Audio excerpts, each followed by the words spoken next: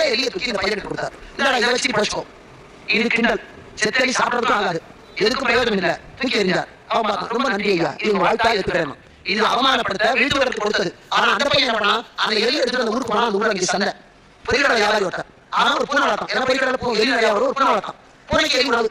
இந்த பையன் நேரம் அவர்கிட்ட போய், ஐயா நீங்க வளர்க்குற பூனைக்கு இந்த எலியோ சாப்பாடு எடுத்துக்க, அதுக்கு பதிலாக எனக்கு கொஞ்சம் ஒரு பட்டாணி கடை கொடுத்தாங்க. அவனோட பெரிய ஆயுதம் இல்லை, ஒரு பட்டாணி கடையை அள்ளி கொடுத்தான், எலியை வாங்கி பூனைக்கு கொடுத்தான். ஒரு பால் கடை மிச்சம். இவன் என்ன பண்ண, அந்த பட்டாணி கடையை வாங்கி அந்த சந்தையிலேயே ஒரு துண்டை விரிச்சு அதை கூறு கட்டி, எனக்கு காசு கொடுத்தாங்க கடை, ஒரு காப்பி கடை கிடச்சு, அதை வச்சு கூறு கட்டி ஒவ்வொரு கூறும் 4 ஆரம்பிச்சான். அது 5 கூறு 6 கூறு வந்து 1,000 கிடச்சு.